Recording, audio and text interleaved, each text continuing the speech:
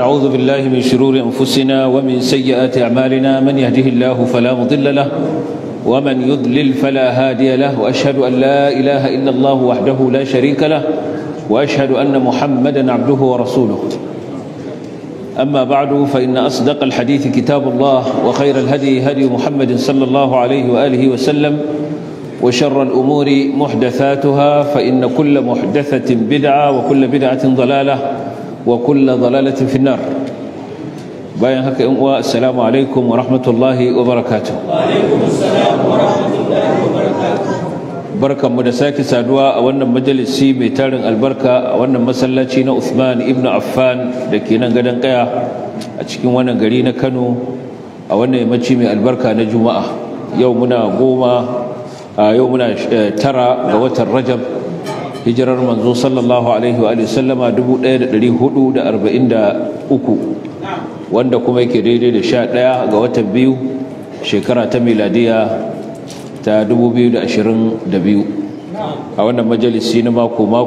wanda muke tafsirin alkur'ani mai girma wanda kuma mun kammala tafsirin suratul baqara a satin da ya gabata. Muna fatan ubangiji subhanahu wataala ya ƙara mana fahimta kuma su ba mu iko aiki da abinda muka karanta a wannan majalisi. Insha Allah za mu yi dajiya dangane da abinda muka karanta a baya. Za mu faɗi ƙunshin da yake cikin suratul baqara ta hanyar bujiro da muhimman abubuwa da wannan sura ta ƙunsa, domin ya zanto kamar ɗauraya ne na abinda muka riga muka karanta tsawon shekara 8. Kafin mu shiga karatu akwai rashe-rashe da aka yi a wannan majalisi. Za mu yi musu addu'a Allah subhanahu wata'ala ya yafe musu. Akwai Alhaji Sunusi Rawayau, ɗaya daga cikin mazuwa wannan majalisi namu. Allah ya masa rasuwa ranar Litinin da ta gabata. Hakanan akwai yayan Mala Aliyu Kurna, wanda shi ma ɗaya daga cikin ma'abota wannan majalisi ne. Shi ma Allah ya masa rasuwa talata da ta gabata. Sannan kuma akwai mahaifin Malam Adamu Shu'aibu Ustaz, wanda shi ma yau ranar Juma'a Allah ya masa rasuwa. Dukkaninsu sai mai musu addu'a Allah subhanahu wataala ya gafarta musu, Allah ya musu rahama, ya sa sun huta, ubangiji ya sa sun je a sa'a, Allah ya haskaka musu kaburburansu, Allah ya yalwata musu makwantansu, ubangiji ya sanya aljanna ce makomarsu, Allah ya yafe musu kurakuransu, abinda suka bari baya Allah ya alkinta musu su, yan uwa da dangi Allah ya sa ba su ladan haƙuri da juriya. Allah ya ji kan waɗanda duk suka riga mu gidan gaskiya cikin musulmi maza da mata, mu'minai maza da mata. Marasa lafiya Allah ya ba su lafiya a gida ko a asibiti, waɗanda suke da lafiyar kuma Allah ya ƙara musu lafiya. Za mu saurari ayoyin bakara na farko kafin mu shiga abinda za mu ambata a cikin wannan zama insha Allah.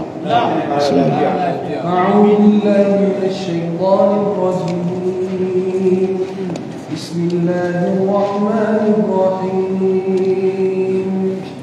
ألف لام ميم.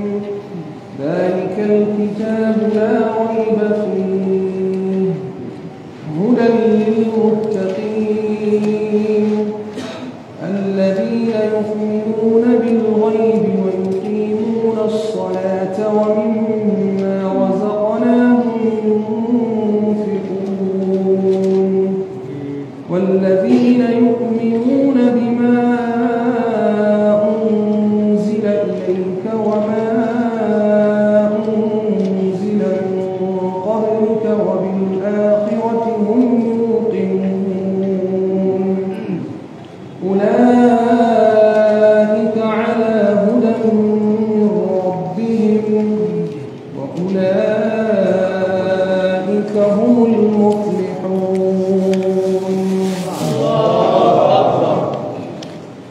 Wannan sura kamar yadda muka karanta a baya sunanta suratul baqara, saboda a cikinta ne Allah subhanahu wataala ya maganar kissar saniyar da Allah ya umarci annabi Musa ya umarci bani Isra'ila cewa su yanka. Wa idh qala Musa inna Allah ya'murukum an tadhbahu baqara. sannan ana kiranta suratul zahra wanda annabi sallallahu alaihi wasallam ya ce iqra'u zahrawaini al-baqara wa ala imran. sura ce madaniya, sura ce da aka saukar da ita a Madina kamar da muka ambata, babu sabani wajen malamai kasancewarta sura ce madaniya, kuma yawancin ayoyinta sun sauka a shekarun farko na hijira, wanda aka ci gaba da saukar da ita har zuwa dab da wafatin annabi sallallahu alaihi wa sallama, wanda ayar ta ƙarshe a cikinta a sauka a cikinta kuma ta ƙarshe alƙur'ani kamar da muka karanta aya ta 281 wattaqu yawman turja'una fihi ila Allah thumma tuwaffa kullu nafsin ma kasabat wa hum la yuzlamun. A wannan sura kamar da muka karanta a baya tana kunshe da falaloli da yawa. Annabi sallallahu alaihi wasallam ya bayyana cewa ita ce surar da idan ana karanta ta a gida alqur'ani bin shaydan baya kusantar wannan gidan kamar yadda yazo cikin sayyid muslim. Hakanan annabi sallallahu alaihi wasallama ya ambaci cewa ranar gobe kiyama za a zo da alqur'ani wanda zai yi wa mutanansa ceto, daga ciki suratul baqara da suratul ali imran sune za su zanto suna gaba. Sannan annabi sallallahu alaihi wasallama ya ambaci cewa waɗannan surori guda biyu, baqara da surar da zamu shiga suratul ali imran, ya sifanta su da cewa za su zo a ranar gobe kiyama kamar gizagizai guda biyu ko kuma ƙungiyoyin tsuntsaye wanda suka yi sahu-sahu guda biyu, wanda suke dauke, wanda za su rika kare, wato suna jayayya domin ba da kariya ga masu karanta su, da dai sauran falaloli da dama waɗanda suka zo dangane da wannan sura, kuma mun yi ambaci hadisan a farkon karatunmu. Wannan sura daga aya ta farko zuwa ta biyu ubangiji subhanahu wata'ala ya buɗe ta da bayanin alƙur'ani da girman sha'aninsa da kuma zamantowarsa alƙur'ani ne da babu shakka a cikinsa, sannan kuma ya ƙunshi shiriya da ubangiji subhanahu wata'ala ya kalubalanci mutane cewa idan za su iya kawo masa su kawo, domin ƙur'ani ne da aka saukar da shi da ya haɗu da haruffa waɗanda da su suke magana, wato alif lam mim. Daga aya ta 2 zuwa ta 5, wato ubangiji subhanahu wata'ala bayan wannan ya ambaci kashe-kashen mutane. Daga aya ta 2 zuwa har aya ta 5 ubangiji subhanahu wata'ala ya ambaci kaso na farko na mutane sune masu takawa, sune masu kiyaye dokokin Allah, wanda Allah subhanahu wata'ala ya bada sifofinsu a cikin waɗannan ayoyi da cewa sune suka yi imani da gaibi, suke tsayar da sallah, suke kuma ciyar da abin da Allah subhanahu wata'ala ya azarta su da shi, sannan kuma suke imani da abin da Allah ya saukar wa manzansa sallallahu alaihi wasallama da littattafan da ya saukar gabaninsa. Waɗannan Allah ya sifanta su da cewa su ne waɗanda suke samun babban rabo.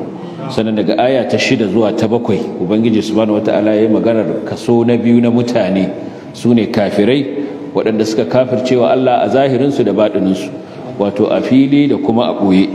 waɗanda Allah ya ce ya rufe zukatansu da jinsu da ganinsu, kuma ya yi musu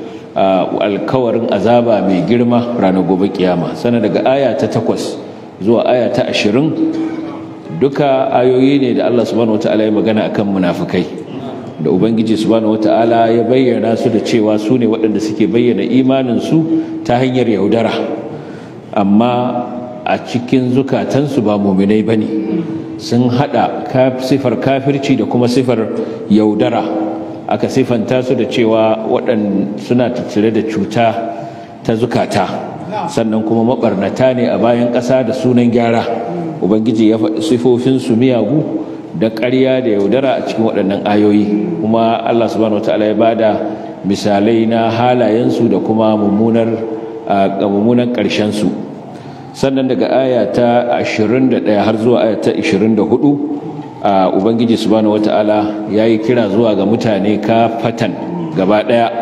zuwa ga bautar Allah subhanahu wata'ala shi kadai, tare da kafa hujjoji masu ƙarfi waɗanda suke nuna wajabcin bautar Allah subhanahu wata'ala da kuma hana sanya wa Allah subhanahu wata'ala kishiya, sannan da gargadi game da wuta, tare da bayanin gaskiyar annabcin annabi sallallahu alaihi wasallama da abinda Allah subhanahu wataala ya bashi na alqur'ani. Sannan aya ta 25 ubangiji subhanahu wataala yayi bishara yayi albishir ga suwa ga mu'minai waɗanda suka yi imani da Allah suka yi ayyuka na ƙwarai cewa suna da aljannatai a cikin wato suna da gidajen aljanna a cikin su kuma ubangiji ya musu tanadin arziki da dangogi na 'ya'yan itatuwa iri-iri, sannan ya musu tanadin mata na aure, sannan kuma ya hukunta cewa za su zauna a cikin waɗannan gidaje har abada. Daga aya ta 26 zuwa aya ta 27 kuma ubangiji subhanahu wataala ya bamu labarin cewa baya kunyar ya bada misali da sauro ko ma abin da yake sama da sauro wajen kankanta. Ubangiji yana bada misali da su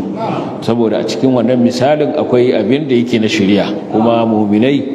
suna fahimtar wannan shari'ar, suna imani da shi, suna ganewa. Sannan waɗanda suke kafirai kuma suna bata, sannan jahilai kuma suna musun abin su tubure su kiyarda. Daga aya ta 28 zuwa aya ta 29 ubangiji subhanahu wataala ya zargi kafirai ya kuma kwankwashe su akan kafircin su, tare da cewa ga dalilai nan da yawa waɗanda suka tsayu masu nuna cewa Allah subhanahu wataala shi ne kadai mahalicci wanda ya cancanta a bauta masa. Dalilan nan akwai shi a tare da su, sannan kuma akwai shi a cikin sassanni na halittu na sama da ƙasa, duk kuma suna gani. Waɗanda da za su yi la'akari da waɗannan kaɗai ya isa ya tabbatar musu da cewa Allah subhanahu wata'ala shi kaɗai ne ya cancanta a bauta masa. kaifa takfuruna billahi wa kuntum amwatan fa ahyaakum thumma yumitukum thumma ilayhi turja'un. sannan aya ta 30 zuwa ta 39 ubangiji subhanahu wata'ala ya bamu labarin kissar wato sanya annabi adam a.s. a matsayin khalifa wato mai gurbi a nan bayan ƙasa. kuma Allah ya bamu labarin irin abin da ya faru tsakaninsa da mala'iku lokacin da suka nemi ƙarin bayani game da wannan shugabanci ko kuma wannan khalifanci da Allah subhanahu wata'ala zai ba wa ɗan adam a bayan ƙasa. kuma Allah ya bamu labarin umartar mala'iku da yayi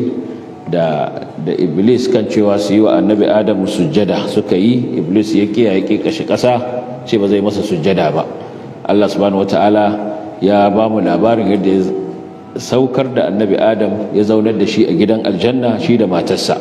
sannan daga ƙarshe kuma aka fitar da su daga gidan aljanna saboda saba wata doka ta ubangiji da ya kafa musu na cewa kada su ci itaciya. kuma Allah ya bamu labarin cewa sun tuba sun koma ga Allah subhanahu wataala. Daga nan kuma ubangiji ya sauko da su daga sama zuwa ƙasa, inda ya aje su da zurriyarsu, ya kuma ɗora musu takalifi, aka ɗora musu dokoki wanda bin waɗannan dokokin ta haka ne za su samu shiriya su iya komawa gidan aljanna da suka fito. Wanda kuma ya kafirce to wannan kuma sakamakonsa Allah subhanahu wataala ce wuta ce da zai ta zama a cikin ta har abada. wallazina kazzabu bi ayatina ulaika ashabun nari hum fiha khalidun. daga nan sai wato surar ta dawo ta ci gaba da magana kuma akan banu Isra'il, wanda aka yi dogon bayani akan banu Isra'il, kusan ayoyi fiye da 100 daga cikin surar, har kusan daga aya ta 40 har kusan rabin surar kusan duk tana magana ne akan banu Isra'ila. ya bani Isra'ila zkuru ni'mati allati an'amtu alaikum. tun daga wannan aya ta 40 har zuwa kusan rabin surar akan su take magana. A cikin ubangiji subhanahu wataala yayi bayanin halayensu da ɗabi'unsu dalla dalla, yayi bayanin irin kafircin su da taurin kansu da tsaurin kansu da yadda suka yi ta wahalar da annabi Musa alaihi salam, da irin wato rashin kunya da suka rika yi masa, da kuma tsaurin idansu da rashin kunyar da suka rika yi wa Allah subhanahu wataala, wanda har ta kai su ma su rika canza maganganun Allah subhanahu wataala da kuma yi wa musulmi hassada da sauran abubuwa da dama da Allah subhanahu wataala ya ambata dangane da halayen Yahudawa, domin su zanto gargadi ga musulmi kada su bi irin hali, kasu kwaikwayi hali irin nasu. Daga aya ta 40 zuwa ta 44 ubangiji ya fara da tunatar da banu Isra'il. An fara da tunatar da banu Isra'ila ni'imar da Allah ya musu, kuma kwadaitar da su akan cewa su cika alkawarin da suka yi tsakaninsu da Allah, sannan kuma su ji tsoron ubangiji, su kiyaye dokokinsa, su yi imani da alqur'ani wanda Allah subhanahu wataala ya bawa annabinsa sallallahu alaihi wa sallama, yana mai gaskata abin da yake tare da su na at-taura. Ya umarce su da su tsayar da sallah, su bada zakka, ya hana su da cewa kada su zama su ne farkon wanda za su kafirce masa, kuma kada su rika canza ayoyin Allah da wani dan kuɗi kaɗan, suna musanya ayoyin Allah da wani dan kuɗi kaɗan na duniya da za a ba su. Ya hana su wato gauraye ƙarya da gaskiya, cakuɗa ƙarya da gaskiya da kuma ɓoye gaskiya. Ya ƙwanƙwashe su akan wani mummunan hali nasu na yin umarni da kyakkyawan abu amma su manta kansu. atamuruna an-nasa bil birri wa tansawna anfusakum wa antum tatluna al-kitab afala taqilun. sanan daga aya ta 47 har zuwa aya ta 53 ubangiji subhanahu wataala ya sake nanata wato tunatar da su ni'imar da ya yi musu da kuma fifiko da ya ba su akan sauran mutanen zamanin su. Ya tuna musu yadda ya kubutar da su daga wato fir'auna da jama'arsa, da irin azabar da suke nuna musu, suke gana musu, da kuma yadda Allah subhanahu wataala ya tsirar da su a cikin teku ya dare gida biyu suka wuce da su da annabi Musa alaihi salam, ya kubutar da su kuma ya nutsar da fir'auna da jama'arsa. Sanan da afuwa da yayi musu, ya karbi tuban su bayan sun bauta wa dan maraki, Allah ya yafe musu. Sannan ya bawa Musa littafi na taura wanda yake rarraba tsakanin ƙarya da gaskiya domin su kama su riƙe su samu shiriya. Sannan daga aya ta 54 zuwa aya ta 57 Allah subhanahu wata'ala ya bayyana mana irin tsaurin kansu da abin da suke yi wa Allah subhanahu wata'ala na rashin kunya, bayan gashi har sun bauta wa ɗan maraƙi kuma Allah subhanahu wata'ala ya karɓi tubansu, sai suka dawo kuma suna cewa lan nu'mina laka hatta nara Allah jahra. Ba za mu yi imani da kai ba sai mun ga Allah a sarari, sai mun gan shi ɓaro-ɓaro, ido da ido. To daga nan tsawa ta kama su, suka rika mutuwa ɗaya bayan ɗaya a gaban idanunsu. Sannan daga baya Allah ya sake tayar da su, ba don komai don su gode masa wannan ni'imar da ya musu, har ma ya musu ƙari da wata ni'ima, ita ce sanya girgije ya rika yi musu inuwa daga sama, ya saukar musu da almannu da gasassun tsuntsaye na salwa. Sannan daga aya ta 58 zuwa aya ta 59 anan kuma ubangiji subhanahu wataala ya ba mu labarin cewa ya umarci banu Isra'ila da su shiga alƙaryar nan ta Baitul Maqdis, su shiga a durƙushe a sunkuye, su kuma rika cewa Allah ka kankare mana zunubanmu, wa qulu hitta, Allah ka kankare mana zunubanmu. Wato su rika yin wannan addu'a su shiga a sunkuye, to amma sai suka canza maganar da Allah subhanahu wataala ya gaya musu, su rika faɗa, suka kirkiri tasu maganar suna faɗa maimakon ta Allah, suka zalunci kansu. A sakamakon haka ubangiji subhanahu wataala ya saukar musu da azaba wacce ta halaka su. Sannan daga aya ta 60 zuwa ta aya ta 61 ubangiji subhanahu wataala ya bamu labarin sanda annabi Musa alaihi salam ya nemi Allah subhanahu wataala ya ba su ruwan sha, lokacin da banu Isra'ila suka nemi annabi Musa ya roƙa musu Allah ya ba su ruwan sha. Ubangiji subhanahu wataala ya umarce shi da cewa ya daki dutse da sandarsa. A lokacin idanuwar ruwa suka bubbugo, wanda ubangiji subhanahu wataala kuma ya saukar musu da arziki na abinci iri-iri. Amma kuma wannan duk bai sa su sun koma ga Allah subhanahu wataala sun ci gaba da yi masa biyayya ba, sai ma ƙara musu kafircewa da butulcewa Allah da butulcewa ni'imomin Allah. Suka ce ya Musa lan nasbira ala ta'amin wahidin, ba za mu iya haƙuri da abinci iri ɗaya ba. Saboda haka suka ce ya roƙa musu Allah ya canza musu da wani abincin. Su yanzu suna son ubangiji ya rika ba su maimakon wannan tsuntsaye na salwa da wannan mannu, Allah ya canza musu shi da gurji da alkama da albasa da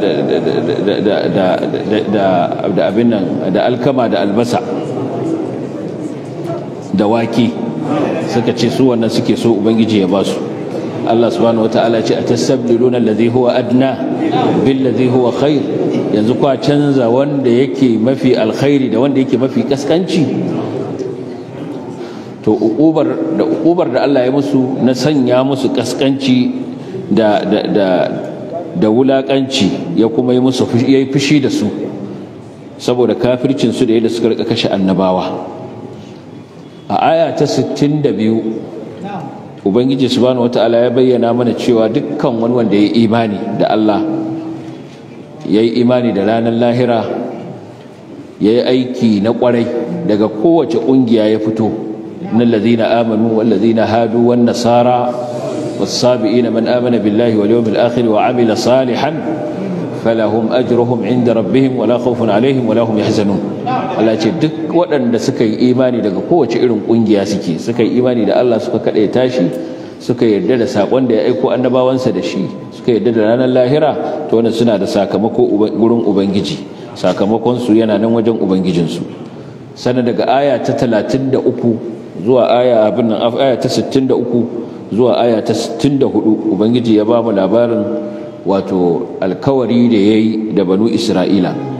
kuma har ya daga musu dutsen turi a saman su dan ya zanto gargadi gare su na cewa su rike abin da aka ba su da ƙarfi, kuma su rika tuna abin da yake cikin wannan alkawari da yayi da su. Amma duk da haka, duk da wannan suka juya baya, suka ƙara bijirewa ubangiji subhanahu wata'ala da umarninsa.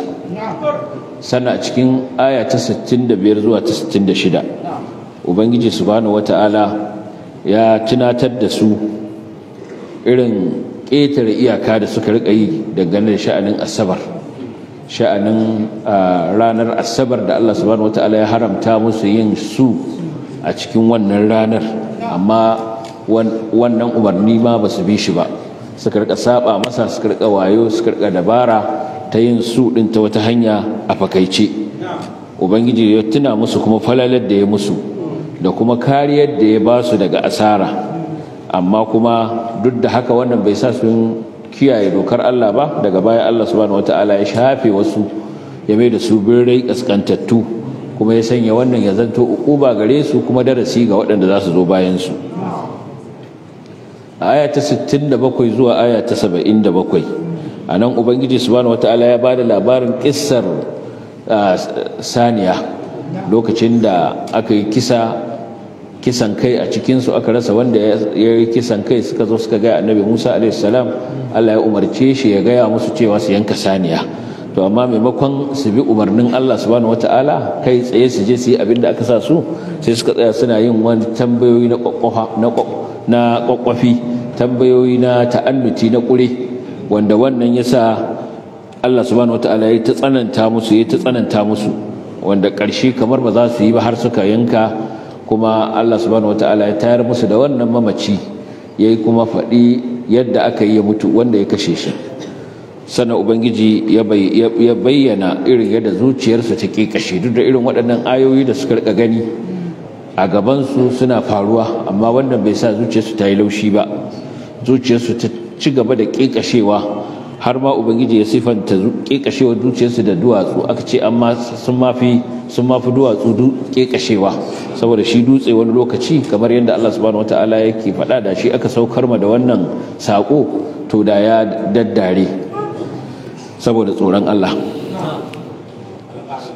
Sannan ubangiji subhanahu wataala ya bayyana yadda suka yi nisa da imani, sannan suka rika caccanza maganganun Allah subhanahu wata'ala da irin munaficin da suka rika sifantuwa da shi, da jahilci da wauta, da kuma bayanin cewa Allah subhanahu wata'ala yana sane da komai da abin da suke aikatawa na boye ne ko na salari. awala ya'lamuna anna Allah ya'lamu ma yusirruna wa ma yu'linun, shi ba su sani ba cewa Allah yana sane da abin da suke boyewa da kuma abin da suke bayyanawa. Sannan daga aya ta 78 zuwa aya ta 79 ubangiji subhanahu wata'ala yayi musu alkawarin narko da azaba mai tsanani saboda ƙaryatawar da suke yi da kirkire da suke yi na ƙarerai, suna jingina wa Allah subhanahu wata'ala, suna rubuta littafi da hannunsu su ce daga Allah ne, ce hadha min indillah liyashtaru bihi thamanan qalila, sadaka cewa wannan daga Allah ne, ba don kuma don su samu wani dan amfani na duniya kankani. Ubangiji subhanahu wataala ya sake nanata tsananin narko a kansu sau biyu sau uku, wailul lahum mimma katabat aydihim wa wailul lahum mimma yaksibun. Allah ce tsananin azaba ta tabbata gare su saboda abinda hannayensu suka rubuta, sannan tsananin azaba ta tabbata gare su saboda abinda suka tsuruta wato suka rika aikatawa na barna na ƙarya. Sannan daga aya ta 80 zuwa aya ta 82 ubangiji subhanahu wataala ya labarta mana irin rudi da suka siffantu da shi, suna rudar kansu, suna jiji da kansu, suna tsarkake kansu, suna cewa lan tamassana an-nara illa ayyaman ma'duda. Wuta ma mu ba za ta ci mu ba, duk abin nan da muka yi wuta ba za ta ci mu ba sai ɗan kwanaki kaɗan. Ubangiji ya ba su ya mayar musu da martani akan wannan, ya rushe wannan riyawar tasu, ya kuma bayyana cewa wannan magana ce da suke yi suna dangantawa Allah ba tare da ilimi ba, cewa dukkan wani wanda ya aiki to ubangiji subhanahu wataala zai masa sakayya gwargwadon aikinsa. In mai kyau ya ga mai kyau, in kuma mara kyau ya ga mara kyau. Bala man kasaba sayyi'atan wa ahatat bihi khati'atuhu fa ulaika ashabun nari hum fiha khalidun. Sannan aya ta 83 ubangiji subhanahu wataala ya ba mu labarin cewa ya kuma yin alkawari da banu Isra'il, yayi alkawari da su akan cewa la ta'buduna illa Allah wa bil walidayni ihsana wa dhil qurba wal yatama wal masakin, cewa kada su bauta wa kowa sai Allah, sannan kuma su kyautata wa iyaye, su kyautata wa makusanta da marayu da miskinai, kuma su rika gaya wa mutane magana mai kyau, su tsaye da sallah, su ba da zakka. Amma ba su bi wannan umarni suka cika wannan alkawari tsakaninsu da Allah ba, sai ya zanto yan kaɗan ne daga cikinsu suka bi wannan umarni, amma da dama daga cikinsu duk sun bijire. Sannan daga aya ta 84 zuwa 86 ubangiji ya sake gaya mana cewa ya yi wani alkawarin da su na cewa kada su rika zubar da jinanansu, kada su rika kashe junansu, kada su rika korar junansu daga gidaddajinsu, kuma suka yadda da wannan, suka tabbatar da wannan, suka yadda. Amma kuma daga ƙarshe sai suka zo suka warware wannan alkawari tsakaninsu da Allah, suka rika kashe junansu, yasu suka rika kashe juna, suka rika korar junansu daga gidaddajinsu, ba ta hanyar da ta dace ba ko ta hanyar shari'a, a'a ta hanyar saban Allah da ta'addanci. Allah ya ba mu labarin cewa suka rika fifita rayuwar duniya akan ta lahira. Ubangiji ya yi musu alkawarin narko mai tsanani da cewa za su koma ga Allah subhanahu wata'ala, za su kuma shiga azaba mafi tsanani. fala yukhaffafu anhum al'azabu wala hum yansarun. Allah ce ba za a sassauta musu azaba ba, kuma ba za a taba taimaka musu ba, wato ba za su samu masu taimakon su ba su cece su fitar da su daga cikin wannan azabar. A aya ta 87 zuwa aya ta 88 ubangiji subhanahu wataala ya bayyana mana tsayuwar hujjarsa akan banu Isra'il, hujjar da Allah subhanahu wataala ya tsayar akan banu Isra'ila ta hanyar bawa Musa alaihi salam littafin at-Taura, sannan kuma daga baya ya rika aiko manzanni waɗanda suka rika wato bibiyar juna,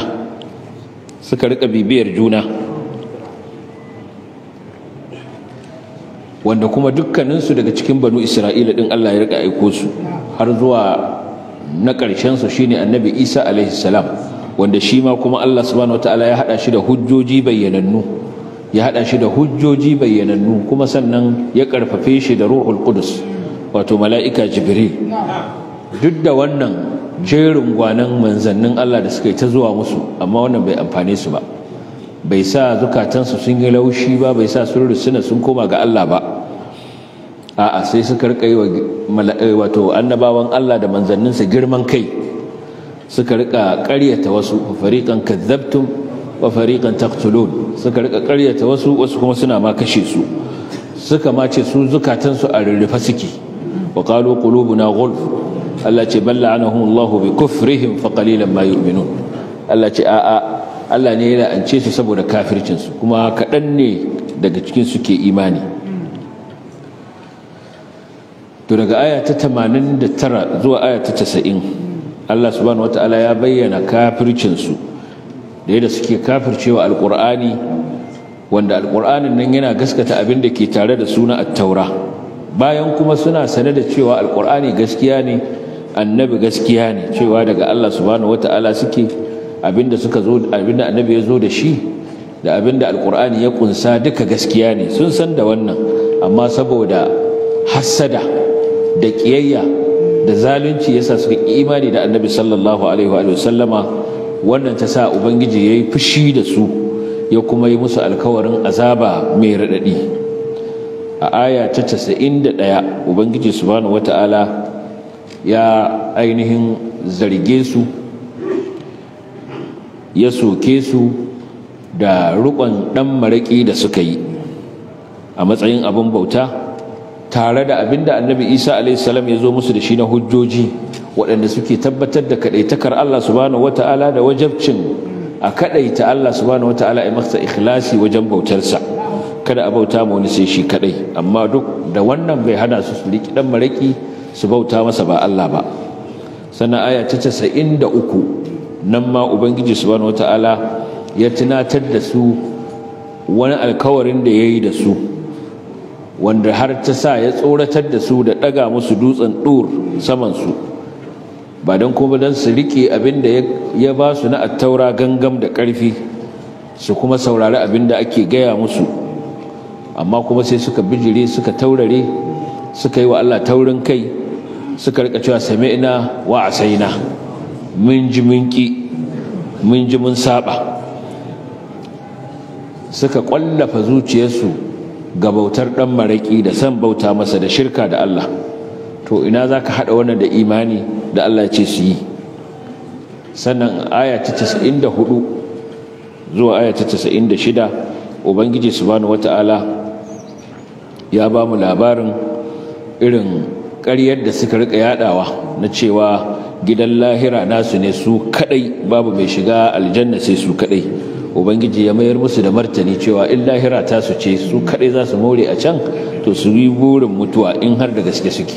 in har abin da suke faɗa gaskiya ne, to su yi burin su mutu, don kowa zai so ya je inda zai fi morewa. A nan gashi suna ta gamuwa da abubuwa iri-iri, to su yi burin su mutu sai su samu inda abin da suka tabbatar da cewa nasu ne. Allah ya kuma tabbatar mana da cewa ba za su taɓa yadda su yi burin mutuwa ba, saboda irin tsiyatakun da suka aikata da hannayensu, da irin kafircin da suka sifantu da shi da zalunci, waɗanda abubuwa ne da za su jawo musu fushin Allah da azabarsa.